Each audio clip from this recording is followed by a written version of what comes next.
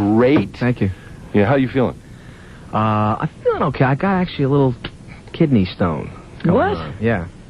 I actually have a kidney stone. It hit me the other day. I was in Minneapolis, and I've had them before. I got my first one when I was like 19.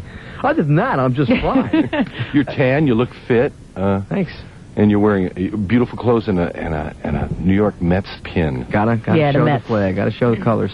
Fly the colors. You were in Chicago, right? I was in Chicago last night and yesterday, and the Cubs kind of drummed us, and I wore the Met pin. I want these people to know where I'm from, what I stand for. And you are a baseball fan? Yeah. I like the Yankees and too. a football fan. Believe it or not, I like both football teams also. And the Knicks fan, I think, right? Yeah, I like it all. Well, it's a great place to live. And a Rangers fan, and an Islanders fan. I like it all. Do you know Jerry Cooney personally? Yeah, I know Jerry. Yeah, you're from the same neck of the woods, right, you guys? Hi, Billy. How you doing?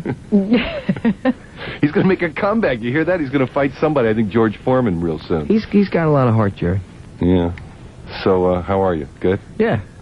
Good record. Thank you. Really good record. We're going to play some cuts from it. When would you like us to start that? How about now? Can we play something from the new album, say, Stormfront? Oh, that's timely. Yeah. Yeah, that's how that worked out. That's well, you listen to the lyrics and you'll feel. Hey, haven't I been hearing this the last couple of days about this hurricane? You know. Yeah, anybody that would like to ask Billy Joel a question, feel free to use our phones to do it on 955-9292. We're going to hear something from the new album. It is, as he says, very timely. 92.3 K-Rock. It's called Stormfront. Hugo, this one's for you. Oh, man, that's great. It's a new one from Billy Joel on K-Rock, and the album is called Stormfront, and so is that song. And it will be released to the general public on October 17th. It's a privilege to play it. It's great. Thank you. Who's the guitar player on that?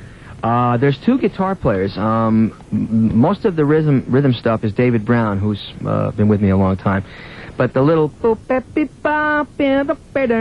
Mick Jones is playing guitar. Yeah. Who also co-produced it with you. Yes, Mick co-produced the whole album with me. Yeah. Don't know why there's no sun up in the sky. Stormy weather. Yeah. How did you and Mick Jones end up? You had a relationship for a while? Well, Mick and I had met each other a number of times. I think one of the first times was at a Steve Winwood show. We said hello. It was kind of polite. We didn't get to know each other that well because we just kind of hit and miss. And I was talking to a number of different people about co-producing. I was talking with Eddie Van Halen. And Mick had produced an album for them with 5150. Right. And Mick's name came up. And I was talking about another guy, Mutt Lang, who had done a project with Mick when he was with Foreigner. So Mick Jones' name kept coming. I said, I'll talk to Mick Jones, And I met with him, and we just hit it off right off the bat. It was just like, oh, man, I'm going to be able to work with this guy because he's a musician. He's also a songwriter. He writes all the, he's written all the hits for Foreigner. I figured that'd make it, more interesting and click faster, being that it's not just meeting a producer, it's somebody that's done everything that you've already done in terms of writing, singing, performing. Yeah, it wasn't that I was looking for somebody to, produce me or direct me, because a lot of it I do on my own. But you have to have another set of brains in there to bounce off. And Mick, he's from that English school of production. And the English, they're a little bit kinky, and they're a little bit decadent. And they do sometimes outrageous things. They take a lot more chances, I think, than the traditional forms of recording. I mean, like the drum sounds on the Zeppelin records. Right. Or the guitar sounds with Cream and Hendrix and all that stuff. And we had fun making the record. It was a lot of fun working with him. He's a nice guy. Speaking of drum sounds, the, I think, unmistakable sound of Liberty DeVito, he's still with you, right? Yep. Lib, huh? He's the best. Call him Lib? Yep, Lib. Libmeister. Yeah, he beats the heck out of those drums, man. He smashes a drum set every couple of days, and he just have to get a new drum set. But he's with me and David Brown. And the other people are new people in the band. Are they the guys on the back of the Stranger album with you? Liberty's there, I know. Liberty is there. David wasn't in that one because David joined us, I think, in '79. That's one of the great pictures, isn't it? Isn't that beautiful? You know what that is? That's I know where that is. Supreme Macaroni Company, Supreme Macaroni right? Company over on 9th Avenue. Let's go have lunch. It's still there. I know the boys. I know those boys. It's a great little old lady comes out. They don't give you a menu. They just tell you this is what they're making tonight. It's a great place. Yeah. You want to go to the phones? Let's see what's happening here. Hi, K-Rock. No, don't tell me I don't know how to work this thing. No, it's not on. Oh, here we go. Hi, K-Rock. Okay. Wait a minute, I'm the one that keep usually talking. does that. Let me figure this out. You, well, aside from what we just heard here, Billy Joel's our guest at K-Rock. The other one that we have already had on, We Didn't Start the Fire, which is something that I really only heard for the first time this morning driving to the train. I put it on and I was cranking it, and it was one of those great things where sometimes when you're in the car listening to the radio, and you can't get out until you hear the end of it, either because you want to know who it is or you want to know how it ends. You're spitting on this one. Yeah. It's hot. Well, that's a good test for a record in the car, definitely. Oh, yeah. I sort of couldn't quite tell, although the message is pretty clear on this. I wondered if part of what you're saying there is going through everything from, I guess, about 1950 to now, all kinds of American icon things, I guess, from Marilyn Monroe to DiMaggio, but also to hypodermics being found on the beach and JFK getting blown away. What more can I say? Right. Is it sort of like we didn't start the fire, kind of like we didn't do this, but we've inherited this, and it's a mess, and what are we going to do about it? Yes, it's basically, if you watch the news, and I was talking to somebody who was in their 20s, and they're saying, boy, times are just terrible. This is the worst time, crisis here, and AIDS, and crack, and all these horrible things. I said, I know. I felt the same way when I was your age. And he goes, yeah, but you at least you were a kid in the 50s, and nothing really happened in the 50s. And I said, wait a minute. You ever hear of Korea? You ever hear of the Suez Crisis? Khrushchev? In Budapest, the Hungarians, freedom fighters? And I started writing this stuff down. Partly because I'm a history nut, and I love history, and I wanted to be a history teacher at one time, but I didn't graduate high school, so that went into that. But I started writing it out. I said, wait a minute, this has got a rhythm to it. I'm gonna do a song about this. Basically, to say to people also, it seems like a horrendous place, but there's good stuff too, and it's always been like that, and it's always gonna be. Doesn't mean you give up, and it doesn't mean you can change the world completely. You can fight it, and you can do do your own part in your own way, but don't let it get you down if it's seems like hopeless sometimes. It's like, look, we didn't start the fire. It was always burning since the world's been turning, and it's still going to go on and on after we are gone. You just do what you can. It's interesting how the good things are in there, too. I mean, you can't help but hear lines that include hula hoops and chubby checker, as well as all the other stuff. They're fun words to say. I mean, how often do you get to sing Belgians in the Congo? It's just fun even to say it. Or Trouble in the Suez. When you hear this thing, and we're going to play it, when you hear it, I had to ask this one because of the way you spit one line out after another, rapid fire.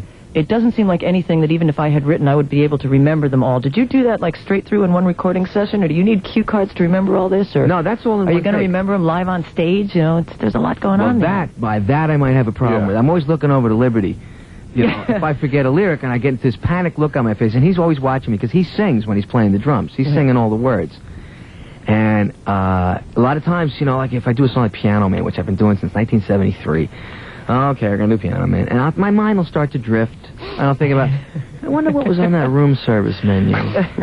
And I'll forget, and Liberty will look over and he'll cue me. He'll mouth it to you. 9 o'clock on a Saturday. Oh, okay. But on this one, I think we talked about it after the session. I said, oh, you're going to be able to help me with the lyrics? He goes, you're on your own. But we did it all in one take, that vocal. It was actually done... Which take? How many takes did it take? There was a couple of takes to get, because I'd trip over a word now and then. You can tell, though, when you listen to it, because of the energy. Yeah. That it sounds as if it went straight through, that you didn't have to stop anywhere and cut in again or anything. It sounds like you just started and went flying. No, there's nowhere to cut in, because the breathing has to be timed just right, and it wouldn't sound right if you punched in. Yeah. We were comparing it this morning, a couple of us talking about it, being excited about it, to a song that I mentioned to you a while ago that I'm sure our listeners remember, The Temptations, when they did Ball of Confusion. Content-wise, it's very similar, and it's also just this one line after another of looking around and seeing what's going on and what maybe people can do about it, or at least keep aware of it. It's cool. Yeah. Why don't we listen to it? Yeah. You think that's a good idea? Yeah. Let's dance, Tony. We're talking about, people are saying, boy, I'd love to hear it. Now's your opportunity. Check it out. Griffin, we're talking to the man, and it's a real pleasure. Your tour will start on in November, right? December. So late November, early December. No. Yeah, we'll be rehearsing the month of November, and we start up in Worcester. Worcester, Mass? Yeah, it's really the Boston area, but nobody plays in Boston anymore. They all play at the Centrum out in Worcester. Again, I miss the old Boston Gardens, to tell you. It was a real barn of a place, but, it had a great atmosphere. Why is that? People don't play there anymore just because acoustics are better elsewhere or something? I think The Celtics don't want you on their floor. Or Boston doesn't want rock. No, Boston wants rock and roll. No, I thought it was a good rock and roll room, but it just seems to be that the Centrum is the place to play. Yeah. And people go there. You got a question you want to answer? Yeah, I got a fax here. Billy Joel questions. Okay, now this guy says, why was Just the Way You Are left off your greatest hits album? Wasn't it a bigger hit than Goodnight Saigon, The Stranger, and other songs that did make it on? I don't know what greatest hits album he's got, but he bought a boot. You must have bought a bootleg, because Just the Way You Are is on the greatest hits album. I think maybe you just gotta... Yeah, he was upset about that. He was 2 phone calls and a couple of faxes about this guy. Here's another one. So are you gonna wait another 4 years until you make your next record? What took you so long this time? It wasn't 4 years, 3 years. Right. Since the last studio album, and I was on the road for a year and a half after that last album came out. Well, Russia happened in between, too, right? Yeah, I went to Russia, I went to Australia twice, I went to Japan, New Zealand, Canada, Europe, UK, to all the states. I mean, that was a long tour. So before I'm going to sit down and write, I got to do a little, regular living. Or else all I'm going to write about is hotel rooms and airports. I think you were telling us before getting your daughter off to school, as it's her first time doing that now, the 3-year-old? She just started school on Monday, I know. Yeah, she loves it. Is Daddy nervous or anything?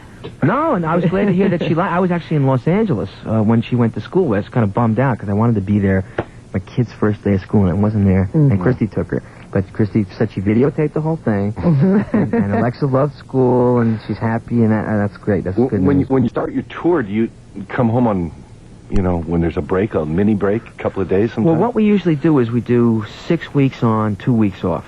That's what we'll be doing, is be on for 6 weeks. We'll also be doing gigs in New York during that first leg, so I'll be home anyway.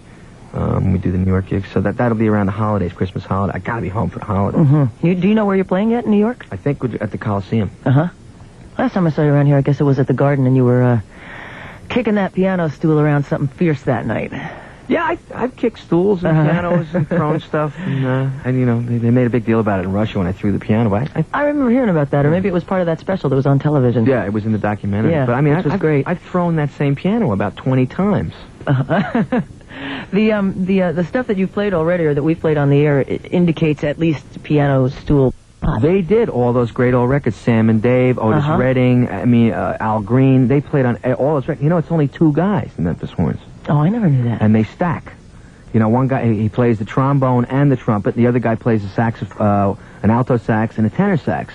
And they just overdub themselves over and over and over again. That's the Memphis Horns. I was knocked out when I saw that. Want to go to the phones? Sure. Okay, let's see what's happening. Hello? Hello, K-Rock. Yeah, hello. Hi, guys. Hi. Billy. Yeah. Big fan for a long time. Thank you. I always said that I was going to ask you one question if I ever spoke to you. And this is it. Tell me about Vienna. What was going through your mind when you were writing Vienna? The song Vienna was written for a couple of friends, actually, a number of different people that I know who were in that time of life, 20s and 30s, and they were kind of killing themselves to make their careers successful, and they were just going through a tough time, and I was just trying to say to them, look, you got your whole life to live. There's a reason for having a whole life. Don't try to, destroy whatever happiness you're going to have at this time of your life to get to, that American dream success thing, because you got a whole life to live, and, just do what you can. And I had just been to Vienna. Actually, my father lives there. He lives in Vienna, and it seemed to be a nice city for older people. They, a lot of older people actually have jobs. They don't retire there. They do some kind of work. They keep themselves busy, and it's a very civilized place. And to me, it was a metaphor for a nice older life. Vienna was like you can have a nice older life. They don't tend to respect older people that same way in this country an awful lot of the time. Well, we tend to throw away people when they get to a certain age. Yeah. And I tell you what's going to happen, the baby boom man is going to start getting up there and start seeing things a lot differently. Right. It's already started. I feel that there's the inroads made on that. Let's go to another line here. Hello, K-Rock. How you doing? Okay. Billy? Yeah. Hi, how are you? Good. I'm in college right now, and you've been a great inspiration to me. And every time I sit in another mindless class, I think of this song Pressure, making references to Psych 1 and Psych 2. And I'm a psych major. I just want to know, what inspired you to do that song, to write those lyrics? To tell you the truth, I was writing it. This is on the Nylon Curtain album, and I had only gotten about, 6 or 7 songs out, and I was stuck, and I was stuck, and I was stuck, and I hit a wall, and I was feeling nothing but pressure. What am I going to write about? What am I going to write about? How am I feeling? How am I doing? What am I thinking? What should I write? Hey, you know, I got to write about what I'm feeling right now. Pressure. I'm feeling a lot of incredible pressure. Exactly. And it just kind of popped out. It was almost stream consciousness when I wrote the song. That's excellent. I just have to say one more thing. I had met you about 8 years ago in a cycle dealer on 109 in Babylon. Oh, yeah, the Harley dealer. Yeah, and you had, I think, a red Corvette. No, I didn't have a red Corvette. Well, anyway, I had asked you for your autograph, and I felt really, really apprehensive about doing it, but you did it, and you did it gracefully, and I just want to thank you again. Oh, sure. I really do. All right. But thanks a lot, Billy. Okay, thank you. Take care. Hi, it's K-Rock. Hi, Billy. This is Paul from New Jersey. Hi, Paul. Congratulations on the new album. Everything I've heard so far sounds really good. Thank you. One thing I've always looked forward to with the release of any new Joel album is the tour that follows. My question is if at any point along the Storm March tour, if there will be a cable pay-per-view show. It's Stormfront. Stormfront. We have trouble with that. Will there be a cable pay-per-view show? Right. I don't even know what that is. Well, like what The Who did with Tommy, what Elton John's doing, what the Grateful Dead usually do. Howard Stern did it? I don't know. I suppose anything's possible. We don't have that in the hopper yet. I just figure I'm just going to go out and play live concerts. Cable pay-per-view, huh? Maybe.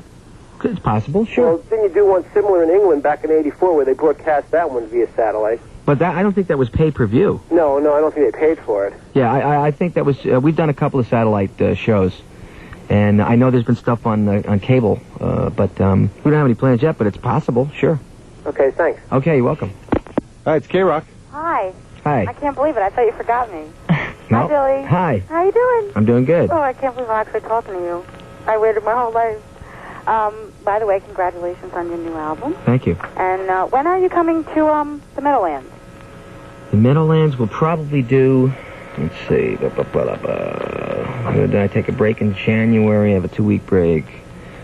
It's so hard to hear what you've been saying to everybody because I'm, not near the radio, and I don't know what anybody's asked you, but... Well, no one asked me that yet. I probably would do the Meadowlands next year because the tour doesn't start till December.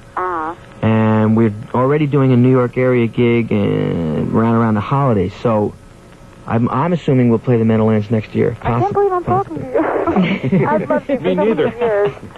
It's unbelievable, and I don't even know what to ask. I was trying to think of what to ask you. I couldn't think. I want to know, first of all, I'm curious, are you really moving to Deal, New Jersey? No, I keep hearing that. Well, so do I. No, I don't have a house in Deal, New Jersey. Oh. But I know there's some, and the other room was I had a piano-shaped house on Long Beach Island. Yeah, that we heard a long time ago. I don't have that. The other room was that I bought Bruce's house in Rumson. I didn't buy that. I live out on the east... I didn't hear that one. But... No, I live out on the east end of Long Island. That's where I live. Yeah. I don't know where, but... And I just want to, But you can tell her. Excuse me? Nothing. I just wanted to say how much I love. And plus, I want to ask you one question real quick. Good Night Saigon. Yeah. I wanted to know, how much of that... First of all, did you have many friends in Vietnam, or... Yes, I did. I had a lot of friends who went to Vietnam. And you lost a lot, right? I lost a few friends, yes. Because every time I hear that, I just, I don't know. It just gets to me. Yeah. I think that's my most favorite song. If you guys in K-Rock can hear me, if you could play that for me, I'd appreciate it. Got it. Sounds like a cue to me. Excuse me? It sounds like a cue to us. Well... Just have to give us a couple of seconds to get the CD out and push the appropriate buttons, and I'm sure Billy would like to hear it. I'm going to go out and buy that new album real quick. Uh-huh. And Billy, I love you. Thanks a lot. Good luck to you and your new album, and I'll see you as soon as you get to the Meadowlands. All right. Take care. Okay. Bye-bye. Bye-bye. Having somebody bring up a song like that and some of the things that are obviously coming up once again with the new material, I wonder sometimes if an artist such as yourself gets into a position where you think, because there is so much going on and there's an awful lot of attention that is needed for a lot of the messes that are out there, do you feel, not like you always have to, but that you have some sort of a responsibility to incorporate important thinking into the lyrics that you're getting out there? It's not just all parties and fun, but, in fact, it's important to spread the kind of word that you're spreading. Well, I think any kind of lyric should be well thought out. I mean, if it's about dancing or love or whatever the lyric is about, or pressure. Or Vienna. Yeah. I respect a well-written lyric, and it always has a better impact on me. I don't think it's necessarily mandatory that an artist should express his philosophical and political point of view to the world. I don't write from the point of, well, I got a message and I got to get my message across to these people and they're going to listen. If it's whatever I happen to be thinking about at the time. As a matter of fact, I think when people stress the message too much, I think the music starts to suffer. And really what it's all about is music. The music is the message. And how that makes you feel and how we relate to it as human beings. Anywhere you go in the world, even if they don't understand English, they love rock and roll. Why? Because of the way it makes you feel. I mean, how many times I tried to figure out the Stones lyrics before they put lyrics in? Right. And because I was in a band. All right, we got to get the words to Under My Thumb. Under my thumb, pull that down. And I was like, what? And you have to keep putting the needle back on again. And I never understood all the Stones lyrics, but it wasn't important. It was how the Stones made you feel. Let me just, I got this guy asked me one more question here. On the same fact sheet, he goes, how many Americans do you suppose can pronounce the name of your recent live album? He's talking about the live Russian album. And it looks like it's Kahyuep, but it's actually Cyrillic lettering, in the Russian lettering, and it means concert. It probably wasn't a great idea to spell it out like that. Why not, man? It looks beautiful. Yeah, it looks cool. Well, we call it the Red Album, if that makes it any easier. It's like Zeppelin did that when the Zofo Rom Rom Rom. Remember that? They called it, what, the fourth album? Yeah. Zeppelin 4th? Yeah, you end up calling something else. So it's 92.3 K-Rock, WXRK, New York. We're going to play Goodnight Saigon. That was a very heartfelt plea to hear this song. So let's play it, and we'll talk to Billy Joel right after that on 92.3 K-Rock. 92.3 K-Rock. It's there, Tony. It's the crickets. Crickets. Saigon. Good night. Billy Joel in the studio. We'll be talking to him in a couple of minutes here. We were just because we were talking, the three of us, a couple of minutes ago about the video for We Didn't Start the Fire. Right. As you say, it spans many years and all throughout different kitchens. It's so great. Yeah, well, the song is dealing with big headline topics like sound bites, Harry Truman, Doris Day, Red China, Johnny Ray. And this was all going on while people would be, getting up in the morning and having their coffee and reading the paper. And to me, life really was fleshed out around the kitchen table. You did your homework on the kitchen table, you had breakfast, you had dinner with the family, your mother played card games with her friends, your father would sit around and drink beer there. That's where it was, in the kitchen. So I decided to show the inside of the song. Would be like the real life part of it, how it related to us would be in kitchen. So it starts in a kitchen that's in the 40s, and then it switches to a kitchen in the 50s. Different people in different circumstances, kids in a little Davy Crockett outfit, and then it goes to the 60s and the 70s, 80s, and ends in this 90s kitchen. I just like the idea of the kitchen. And goes up in flames, did you say, huh? There's a lot of fire in the video, yeah. Is it black and white? No, it's I think it starts out in black. I only saw it a couple of times, but it's color. When are we all going to be able to see that? That's coming soon to our local video channels? Yeah, I guess it's going to be out the same time the single is actually released. Right. Cool. Okay, we're on the phones now. Hi, it's K-Rock. Hi, K-Rock. Hi. Hi. I want to know if most of your songs pertain to real-life experiences. I would say that there's an element of reality in all the songs. Some of them are true to life. Some of them I just make up off the top of my head. But I think they're all based on some kind of experience, whether it was mine or somebody else's. I try to write about, the human experience. And I don't think I get too cosmic when I write. I like to write about real things. And I also like to ask if any of the girls in any of your songs you wrote about were real life. Oh, yeah. I mean, Innocent Man was all about Christy, crying out loud. No, like the older songs with Lena and Rosalinda and stuff. Actually, Rosalinda's Eyes is a scenario I made up. It was a letter that I had wished my father had written to my mother. I figured that one out. That's what Rosalinda's Eyes is. Wow. And All for Lena is, I remember when I was like 16 or 17, I broke up with a girl. I was devastated, heartbroken. I wanted to jump off the roof. It was the worst thing in the world, and I was trying to recapture that feeling, that angst, the teenage angst of breaking up with a girlfriend. And I used the name Lena. All for Lena. It's all for Lena. Everything, that's it. It's over. It is based on real feelings. Oh, okay. Thank you very much. Okay, you're welcome. Hi, it's K-Rock. Hi, how you doing? This is Clay Weed from Norwalk, Connecticut. Hi, Clay. How you doing, Billy? Good. Listen, it kind of ties into what you were just asked a little bit. So you write about the human condition. A lot of times it seems like the dark side of the human condition. Angry Young Man, Captain Jack, some of the references that are made in there. Uh-huh. I'm sure your marriage to Christy Brinkley has been very positive and beneficial. Yes, it has. I was wondering how the changes in your personal life, that notwithstanding, how have those changes manifested themselves in your music? Well, it's a lot of people might think that I have the perfect life. Oh, he's a rock star, and he's loaded, and he's married to Christy Brinkley, and he lives a great lifestyle. You know, I have ups and downs, just like everybody else, and life isn't always all a bowl of cherries. And I'm lucky that I can utilize all the different spectrums of what goes on in life, because I'm an artist, I'm a writer. And my life is not perfect, and my life is not, the ultimate thing that people should strive for. They should strive to live their own lives and find their own happiness. And I like to point that out a lot of times, because I do write about the darker things, but I think I balance it with positive things also. Has life gotten better over the long haul? Are you still the angry young man? Were you ever? Yes. Well, life has gotten better, maybe because I've learned how to handle things better, but I still get angry. I get angry at the motor vehicle department. I get angry at the telephone company. I get angry at the traffic. I mean, sure, there's plenty of things to get angry about, but I don't let it rule my life. Okay. Thanks very much. Okay. Appreciate it. Thank you. Hi, K-Rock. Hi, K-Rock. Hi, Billy. Yeah. Hi, listen, I got this question that's been driving me crazy ever since I heard Uptown Girl. And I heard it's so much like the Four Seasons, which is one of my all-time favorite bands. And when you sit down, when you were writing that, did you begin to make it sound like a Four Seasons song, or somewhere along the line did it come out like Four Seasons and you just decided to pursue it along those lines? That's a good question. I perceived it when I started to write it as a Four Seasons type of song.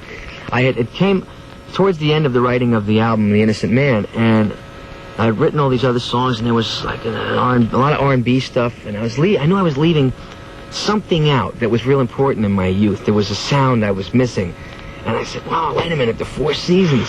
You gotta have the Four Seasons." And that's when I wrote Uptown Girl. It was meant to sound like that. Oh, it sounds great. Thanks. Okay. All right. Hi, it's K-Rock. Hi, Billy Joel's there. I can't believe I'm coming through. Yeah, you are. First of all, this is the first time I ever got a chance to talk to my idol. The man is my idol. You're talking to him. Oh, this is great. I happen to be a music teacher on Long Island, and he's my inspiration. He's lied. I just want him to know that what I'm teaching in my classroom has a lot to do with what he taught me, because I was brought up on his music, and now I listen to it all the time. I have 8 posters in my classroom with Billy Joel on it, and I think his music is phenomenal. I'm so glad he has another album. How's your baby? Nobody asked that question yet. Well, she's not a baby anymore. Thanks for she's asking. big now. But she just started school. She's 3.5, and she's a great kid. She's very musical, by the way, which is kind of scary. I can't believe I'm talking to you. Well, why not? Where do you teach? I teach out in Long Island in Where? Hampton County. In where? Kings Park. Oh, Kings Park. I used to go out with a girl from Kings Park. Who is it? Maybe it's her. Her name was Charlotte Miller. Yeah, I know. She lived up the block from me. You know Charlotte Miller? I used to have to hitch from Hicksville to Kings Park. You know what kind of haul that is? Oh, my God. You could have stopped at my house any time. Yeah, I was crazy about her, yeah. Well, if there wasn't Christy Brinkley, only I wish I could come in. Well, thank you very much for being my inspiration, and I hope my children learn that there's not just Bach and Beethoven, there's still Billy. Thank you. And thank you for letting me call. Thanks a lot. Bye-bye. Bye-bye. Great call. Yeah, the three Bs. Bach, Beethoven, and Billy. And Billy. Hi, K-Rock, you're on the air. Hi, K-Rock, you're on the air with Billy Joel. How you doing? Good.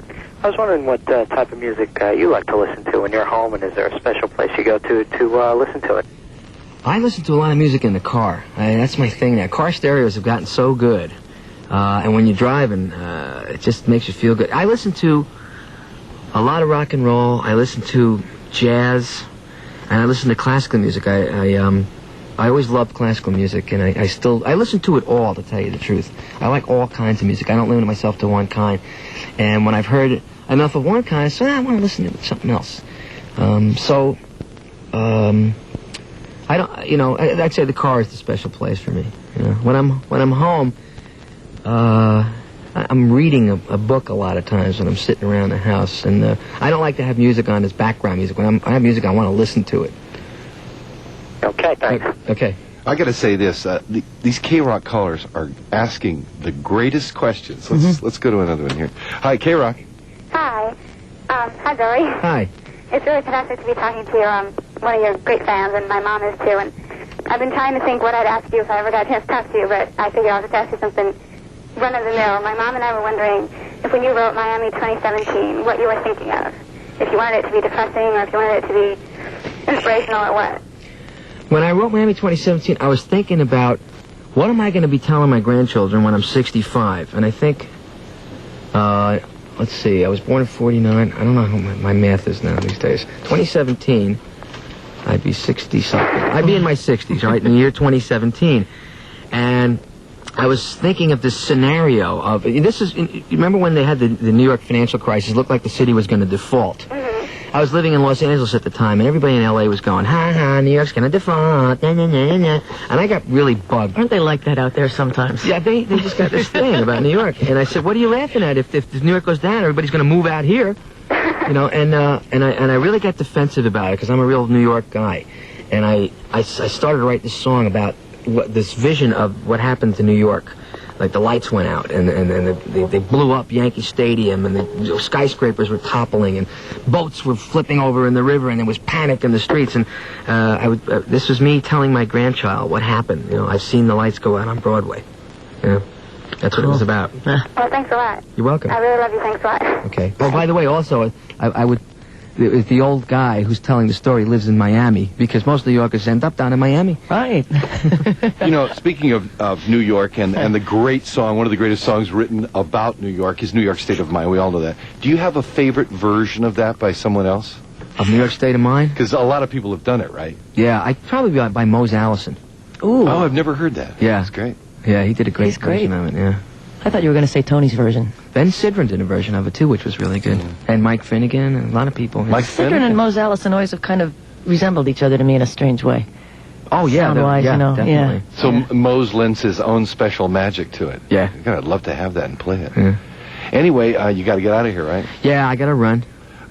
Let's close with another selection from your new album, and why don't you tell us about it? It's Alexa Downeaster. This is called the Downeaster Alexa, and it's what that means is it's a boat. The Downeaster is a kind of a boat, and the name of the boat is Alexa.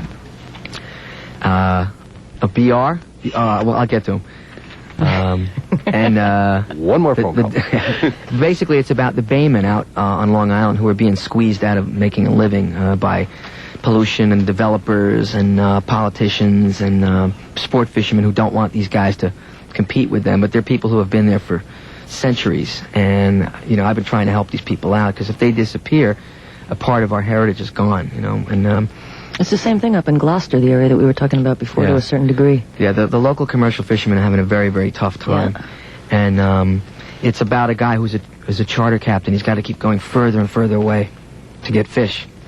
And the kind of the punchline at the end of the song is, there's not much future for a man who works the sea, but there ain't much island left for islanders like me. So it's called the Downeaster Alexa. We'll hear it in a second, but first, this phone call from BR. Hello? Hello.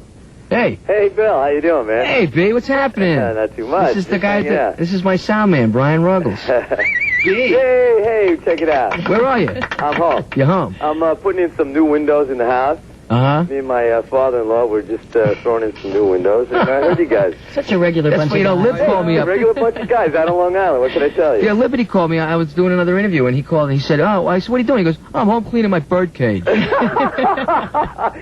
bird cage. And then Jimmy called me up. He's home from the hospital after his appendectomy. Yeah, I know. I talked to him yesterday. He's, he's nice and high on Demerol. Yeah, really. You know. And, hey, how's the record sound on the radio? I haven't heard. I just tuned in like about 10 minutes ago, and I haven't heard it yet. Oh, well, he's gonna play the Downeaster Alexa, so check it out. Okay. I'll call you later. All right, I'll talk to you later. Okay, Bill, thanks. All right, man, I'll see you later. Bye. Okay. Okay, Billy Joel, thanks for stopping by. Thank you. What a pleasure. It was fun. What an extreme honor, and we're going to play this Alexa the Downeaster. The Downeaster The Alexa. Downeaster Alexa. Here it is. Bye. Thanks. Bye. Have a nice tour. Thank you. Here it is. WFM with Pat St. John and Billy Joel in the studio with us live here at 102.7. Hi. Hi. You're going to be on Saturday Night Live. Yeah. Coming up. October 21st. right after the album comes out. That's right. That's good. So now you can probably do the fire song there, right? Yeah, we're going to do that on it. And another song from the album. Good. You brought us one, too, from the album, which is going to be out on the 17th, called Stormfront. Right. As we wait for Hugo to come and hit and hope that it doesn't. Your timing is impeccable. Yeah, I know. It worked out that way, didn't it? Now, nobody has heard this song yet, right. So we want to premiere it for you. I thank you for bringing it, because this is a treat. You know, we hear one, and then you want to hear more. This is fun. It's got the Memphis horns on it. Tell me about this song. It's just got a what I call stone groove. You want to dip this groove in barbecue sauce. And I can't really explain what it's about. You're going to have to figure it out. But it's got the Memphis horns, and this is going to be another fun song to do live. Good. Well, we'll talk about what you will be doing live and when after we listen to this. This is brand new from Billy Joel on 102.7 WNEW FM. Storm then happening on the radio. Yeah. With a little bit of stormy weather in there. Yeah. We got a little bit of that in the guitar solo, a little stormy weather. Billy Joel is live with us here at 102.7 WNEW FM. Dave Herman just walking in. You know, we said this morning, Billy, we said not only is this guy a genius when it comes to writing songs, but look at the promotion. I mean, he knew that when his record was going to start to be played, there was going to be a hurricane coming. I mean, what timing, Billy? All over the news. The storm. And Billy... I mean, I'm sorry that it's happening. It's not a nice thing for when it hits, but it is strange the way it worked out. You have to be very careful on your next album title, whenever that may be. Really? Yeah. Because, I mean, the bridge is okay, you know. There's a bridge and, you know, all that stuff. But you're going to go on tour. Somebody wrote in a fax, when will you tour? We're going to tour starting in December. And we'll be playing in the New York area around the holidays. I don't know what the dates are, but we'll be in New York around the holidays. I do know that. Around Christmas time? Right around Christmas time. We'll do a couple of gigs. After Paul leaves. After Paul leaves? I'm looking at Paul's dates through the 15th. Yeah, we're going to follow. After Paul leaves. We're going to follow Paul. What a year this has been, I'll tell you, with the Who and the Stones and the Allman Brothers Band. It goes on and on and on. You got it, Joel. Yeah, you got to get in. I mean, it's been 3 years.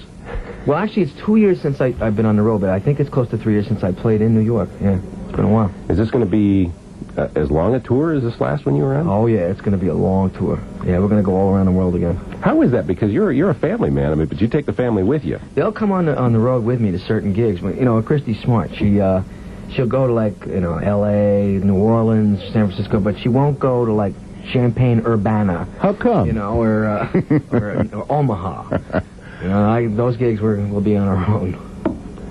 Well, it's great for you to come by here, and especially to bring that little extra track. And man, we all can't wait to hear the album, which is coming out on the 17th of October. And it's 10 songs on the album. Yeah. And did you?